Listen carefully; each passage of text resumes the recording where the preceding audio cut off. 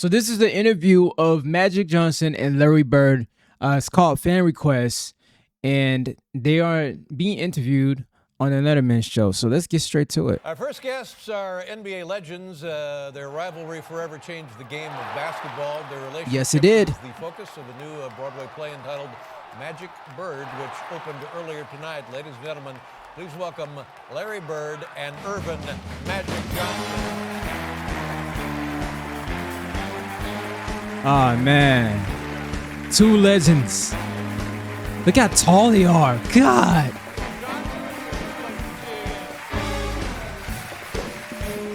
Big giants, man. Giants.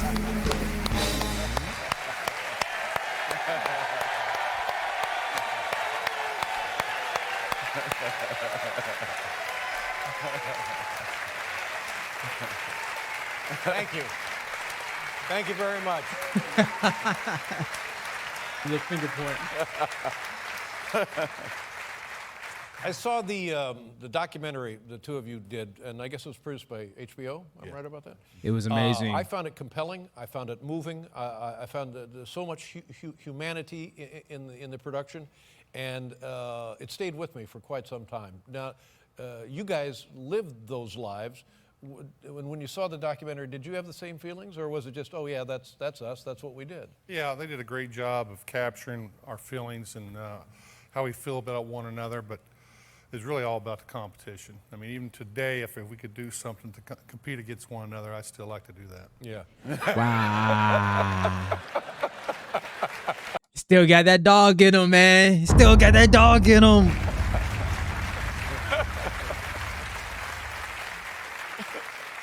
Magic, you feel the same way? Oh, I feel exactly the same way. I wish we could compete against each other right now. Well, you know what you could do is you could go out and buy a baseball team now. There you go. I thought about buying the Cardinals, but after finding out, I found out Urban paid over $2 billion for the Dodgers. I know the Cardinals are worth at least $500 billion. That's a little bit much. Yeah, that's crazy Yeah, stuff. When you guys knew each other earlier, you know, everybody knows about the NCAA championship game in 1979. Do I have that date right? But you guys actually played as in some sort of, was it an amateur summer tournament or like that? Where was that? When was that? Well, it was in Kentucky, and that's the first time probably in both our lives that we actually sat on the bench. And I don't think neither one of us liked that at all, but oh, wow. because we were on the bench, David, and we got a chance to play against the starters every day and at nighttime at practice. And Larry and I were so upset we took it out on the starters. Right. So we beat them every single day, right?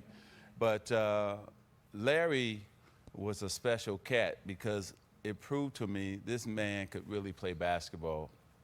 I'd heard about him, but I never saw him play live and in person, and he was incredible. I mean, he dominated, and that's what it's all about. So I went back home telling everybody, oh, this Larry Bird guy is for real. Right. Their relationship from the start, beginning to first hitting each other to how it grew, man, these guys are inseparable. They're literally twins, yin and yang. That's what they are. If I think of the perfect yin and yang symbol for basketball is Magic Bird. I thought about this while I was cooking breakfast this morning, right? Some eggs and pancakes. And I was like, dang, you know, out of all the stories in the NBA, the legends of like Larry Bird and Magic, there are one of my top favorite stories. I really is. It really is. It's fascinating just seeing how much they've grown. Now, also, note what they said. They said, bro, competition-wise, they hated being set on the bench to not start compared to the starters as the amateurs. When they came in and played against the starters, they won every game. These guys were ahead of their time. Cold. Only imagine if they were on the same team. Oh, my God. We get to see that on the Dream Team. I got that coming up next. But all right, let's keep going. Saw him play live and in person, and he was incredible. I mean, he dominated, and that's what it's all about. So I went back home telling everybody, oh, this Larry Bird guy is for real. Right. But you guys were kids then. I mean, you're a little older than Magic, but you were what, 17, 18, 19 in that range, right in there when that happened? I think I was 19. Yeah. 19 or 20. You probably 18 or 19. Yeah. And you were, from the beginning, and correct me if I get any of this wrong, because it's your life and, well, you guys ought to know. Magic, were you inclined early on to become friends with this guy because you were drawn to him because of his basketball abilities? Did you want to be friends with him from the beginning? From the beginning, I wanted to be friends, but Larry didn't want none of that. You know, and so, you know. And so I said, okay, if that's how it's going to be, then we have to be like that. Then, so I started disliking him too. Then, you know, but, you know, he told me that, you know, I smiled all the time, and he knew that I will smile at you, but I want to cut your heart out at the same time. Oh, so my God. He knew that was part of my strategy, is to get him, lure him in as my friend. So he didn't want to demonstrate any weakness by becoming your friend. Now, did you feel what his advances to being a friend, and you just rejected them? You were not interested? You didn't like him? I mean, what was your side of that? It's not like one of my old girlfriends, you know. I mean, when you say advances, I get a little scared. But you know, my thing was when you compete, you're really not friends. You want to keep an edge. And I was like that through high school and through college. But Irvin is an outgoing guy. He loves everybody. He wants to high five. And, you know, he got that big smile. My goal was to try to take 3 of them teeth home with me. Different perspectives.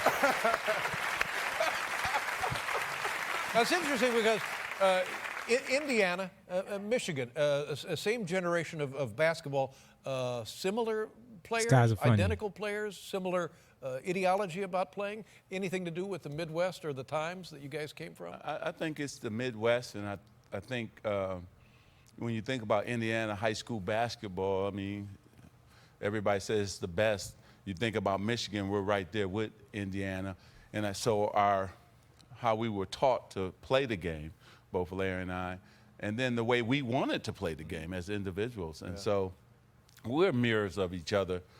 I may smile a little bit more, but the way we played the game of basketball was exactly the same, because we would do anything to win.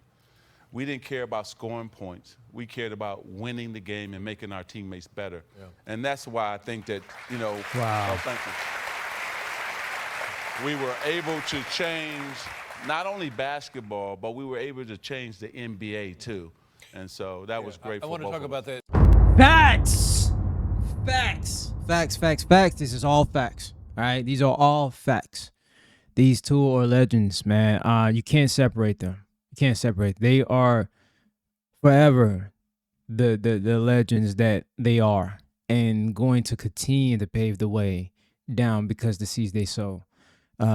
Just knocking down doors, breaking obstacles, showing what can be possible, showing what stars can be in the NBA, how a clean image, you know, even the story about how Magic, you know, stayed away. He didn't go and do the marijuana and all the other stuff that all his friends and people around him was doing that he could have got into within, you know, LA, that the substance and stuff, but he didn't do that. He focused on making that dream still work and being true. Manifested, which is being played in the NBA at the highest level, you know, to Bird being a family man who, you know, come home and take care of his moms with paving the yard, making a new drive-through for her, and all these different things that he did, being balanced and centered. And, you know, off season, he has a basketball court at home that he goes home and play, nothing crazy and fancy. And these guys were just so down to earth, and they just love the game. And I think that's why it works so well, man. Anyways, just keep going. In a little bit, but so now you guys meet the first time in this summer league tournament, whatever it was. The next time is for the NCAA championship. Is that right? What did that?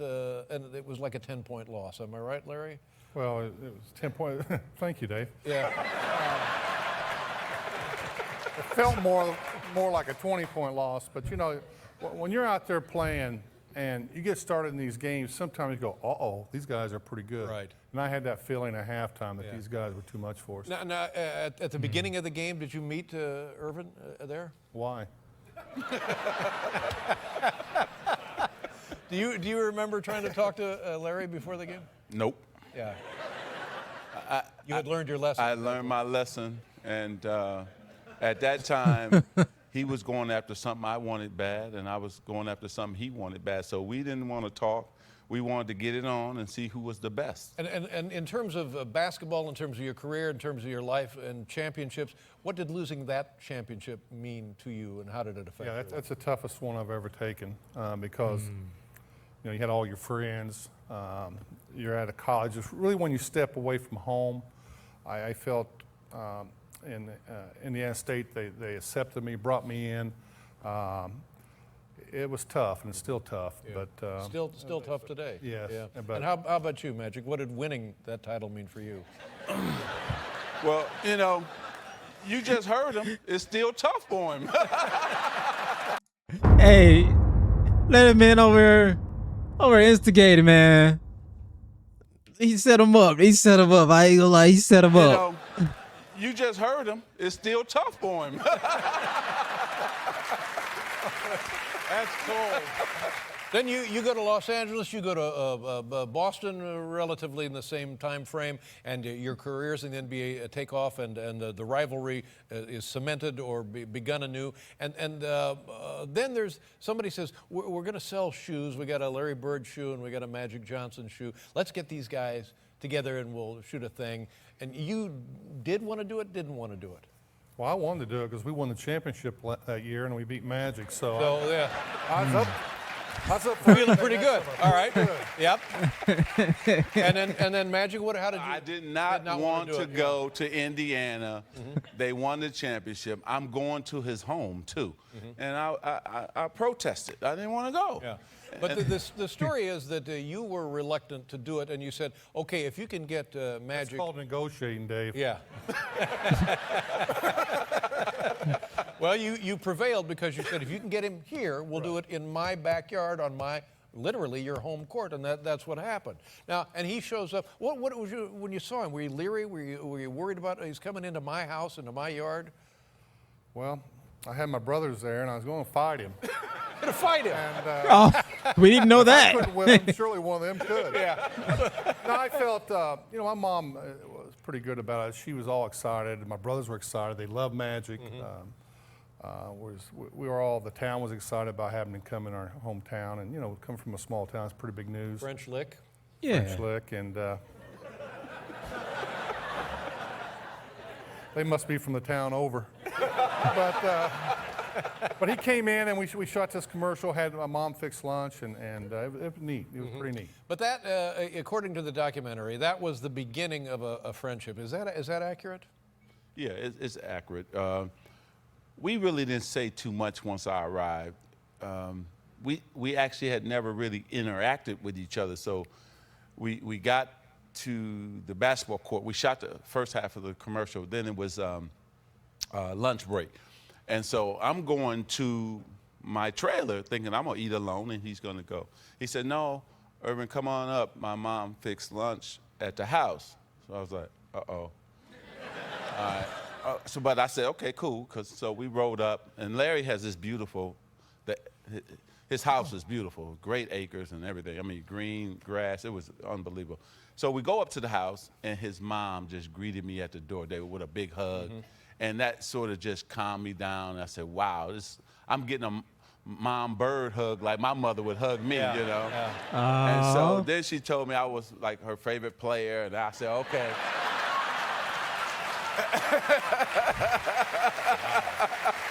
It gets worse and worse. So now I'm really sitting in the seat now. I'm waiting for lunch now because. Mama Bird got him softened up, man. No. But at the end of the day, what happened was we found out we were much alike. Midwest boys, grew up poor, hardworking families, had the same values, and I got to know Larry, the man, and he got to know Irvin, the man. Now, did things change for you that day as well? Yeah, you know, I've always respected my opponents and him greatly because of the fact that he was so good. You know, everybody said there's a hate element to it, and there never was a hate. It's just that I had so much respect It's for him. competition It's at its competition. finest point, isn't it? Yeah, and you never let your guard down. And you know, he was so good. And I was trying to, you know, I used to have this thing in my head in the summer. I go shoot 700 jump shots that day, and I get ready to leave, and I go, God, I know he's shooting 800. And it dropped me back out there. So Yeah. it was mind games too. But I always respected him and his teammates, and we had great teams. And it's just unfortunate that we got cheated in a lot of them games in the playoffs. Cheated. Cheated.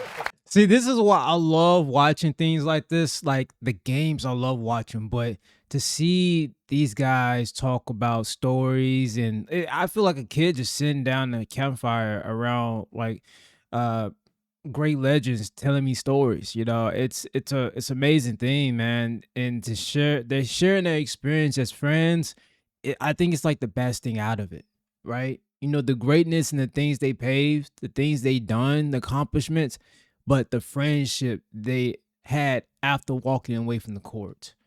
That was like the most coolest thing that I admire. Seriously. It's the most coolest thing. I think talking about that episode where you guys did the commercial and you had lunch and so forth. I think I remember from the documentary that said that you really liked Irvin. You were less fond of Magic. Is that a correct? And what does that mean? Well, Irvin the man's one thing, but Irvin the basketball player, I had a little problem with him. It ended, of course, 20 years ago, but there for, God, what? Well, I can't really say what I think, but... Now, when you hear that about you, that he liked Irvin, didn't like Magic, how do you interpret that? How do you feel about that? You know what he's talking about. It made me feel good. David, hey, I was a thorn in his side. Right. You know, I'm supposed to be. I'm supposed to be go out there to kick his butt. That's what my job was, and his job was to kick mine. You know, and so I didn't want Larry to like me. He didn't have to like me, but you know, we both respected each other. I knew Larry could beat me if I made mistakes, if we didn't play our best game. Larry made me have sleepless nights. Right? Wow. No, he did. He did. He had me because I was scared to death that I knew he could beat me. Right. And so that's what a great player does to you that you have to go up against. And not only was he great, the Celtics were great. So, and I was the same way, hopefully, you know, in his mind when he went to sleep, thinking about me. Because I was thinking about him when I went to sleep. That was for sure. It's let's forget everything else. Forget the statistics, forget the friendship, how it evolved, the teams. Do you now, in your heart, believe you're the better player? Oh, snap. Oh, snap. Oh, stopped it. Oh. Actually, I've always said that I go by success, and he's won more championships, so I give him the nod. Oh, yeah. Being very gentlemanly. Now, Magic, same question to you. Is Larry the better player? I've always said that Larry was the better player. You know, Really? because he could do more, shoot from the outside, all those type of things. You know, to us, really, at the end of the day, it really doesn't matter. Yeah. Because what matters to me is that I played against the best. I got to know the man, Larry Bird, and that we got this friendship right now. Right. That's all that matters because the fans are going to say, hey, Larry Bird was my man. Just like I run into a lot of Celtic fans. Yeah. You know, I used to hate you. Yeah. I get that all the time. I get that all the time. Right? And so, but they say, I hated the Lakers, but why do we love Magic? Yeah. You know? And so, but what matters is that we're friends now. We can do so many things together. I still will hate him now. If we play checkers or basketball right now, then both of us are changing to those players that we used to be because we still want to beat each other. You think you were the better player, seriously, don't you? He was the better forward, and I was the better guard. Oh, there you go. That's a perfect way of handling it. You just can't. You can't really compare these guys to who's the best because they without one or the other existing, they wouldn't be who they are. They pushed each other so far, so far. It's not even fair to say which one was better. It's not. It's not. They're in the same room with every single atmosphere when it comes to success and how much impact they've changed. Like I can't separate after watching the documentary, specifically, especially the documentary of the HBO. I My mind could not unravel and change the fact or take that lens off of seeing that they literally removable. Like you can't separate them at all. These guys forever will have a lineage that will be talked about down the line, man. They submit themselves as like supreme gods on the court, founding themselves as friendships throughout the whole story. It's itself a beautiful ending story, and as you see, they just keep giving each other their flowers, not because they don't want to make each other upset or anything. It's because respect is earned. They earned each other respect. They had to go against you. Don't know it till you actually had to go against a opponent that looks it mirrors your your ambition, your passion on that court, and y'all just going back to back. And it's like no matter how much you try to up one that person is staying with you. It's like they said on the HBO, one of them said that like it was Larry Bird. He was saying like it seems like every time they tried to compare me and the other one, I wanted to go harder because I didn't want to be compared to him. Like I didn't want to feel like I was on the same level. I had to feel like I had to get the upper edge, but they consistently was on the same like playing field. They were. All right, let's finish the rest of this up. Now, tell us, this documentary is, I think, the best sports documentary I've ever seen. And it's not because of anything other than you two gentlemen and who you are, the kind of men you guys are. And one of the points that is very, well, when you have your press conference and announce that you have HIV, the infection, your reaction and your reaction, tell us about your feelings. Well, my feeling was the first time, I told Lon, my agent, I said, we got to call Larry. And I said, I want to tell him myself. Mm-hmm. And so I want to talk to him. Well, actually, we couldn't get a hold of him. Then Lon told him, and then Larry wanted to talk to me. Right. And so we were able to talk. And the best feeling, David, is when a friend supports you. And this young man came and supported me. That's what it's all about. Forget the sports, forget the championships, right. The MVP. He came to my side and supported me, and I'll never forget that. And that's the type of man Larry Bird is. And before I skim over this and go to the next thing, I want to say, guys, thank you for actually reminding me because it's been so long, and that we was taught about what was going on at that time when it came to the virus, right? HIV, and I didn't too much think about it, but yeah, at that time nobody knew what it came from. Nobody knew how it occurred and how you get it, and it almost as if you got it, you're gonna instantly die type thing, right? And so, thank you guys for actually. I read through those comments and it put in perspective, reminded me like, oh yeah, like yeah, it's just things that you just forget about, especially if you haven't really been around that time, to see that happen.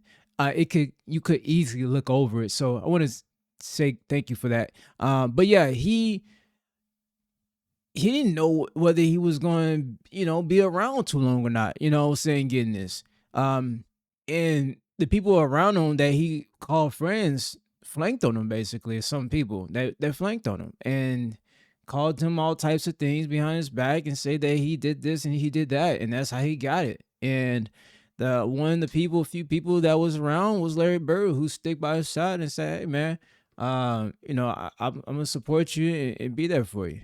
Let's keep going. It's not. No.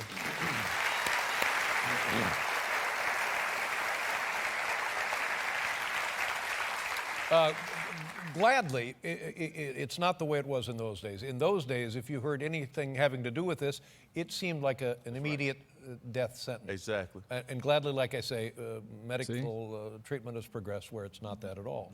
But that's must have been what you were thinking. Yeah, we always heard 9 years. Right. But I remember the day we had a game that night. I always took a nap in the afternoon. My wife woke me up and said, "Hey, Lon Rosen called. You need to call Magic." So when I heard that, I couldn't believe it. I mean, I can remember back my father died, and my heart just sort of, he fluttered a little bit. When I heard about Magic, it's just like I had no energy. I didn't want to. It's the first time I can ever remember not wanting to play basketball. Wow. And it had a pit in my stomach for days after, even after I talked to him, because in my mind, 9 or 10 years, he's going to be gone.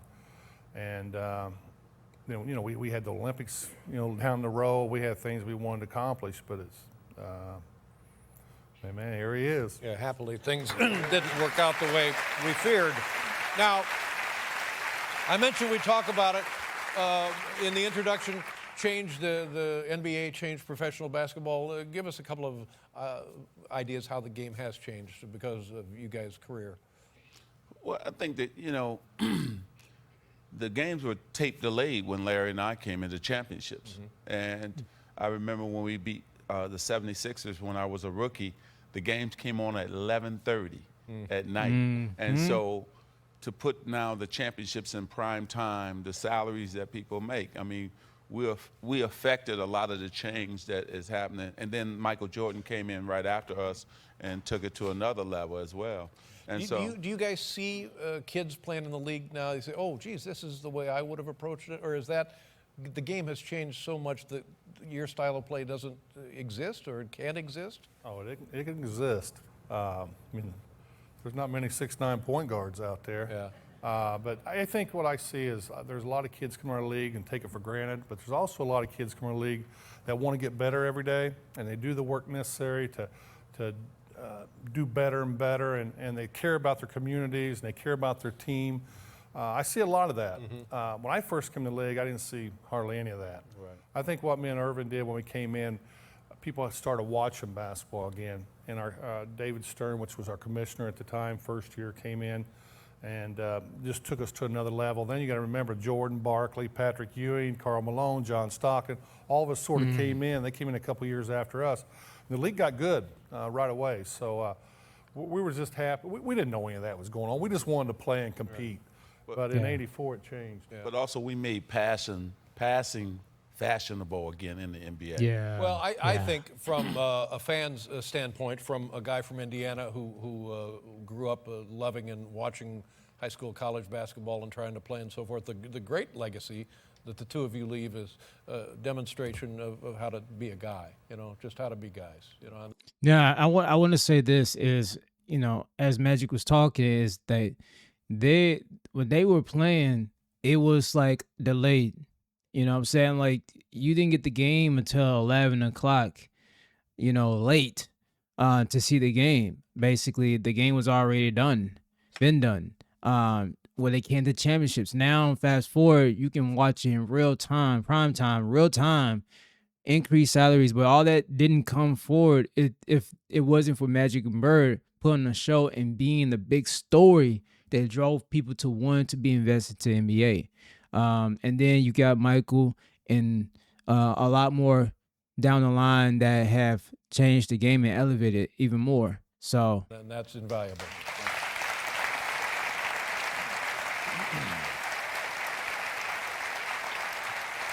It's I know what you're thinking at home. You're thinking to yourself, geez, just like Dave and Leno.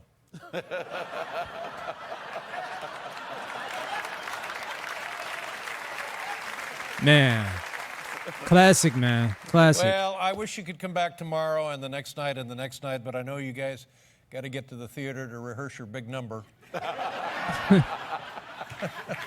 Wow, that's crazy. Even their numbers, 33, 32. It was that close. They were that close. Even their jersey numbers. I didn't think about it, but look at the jersey numbers, 33 and 32. All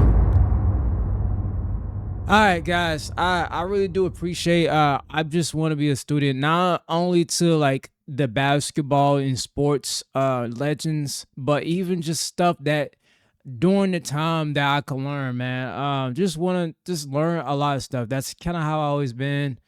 Just open minded, learn new things. Want to become a better person, and I must say, this guy's story has definitely has changed my life in some aspect of how I see things, and it inspires me. So, and that was the magic about it, and the big bird about it. You know, what I'm saying that these guys, they did something that I will forever defend.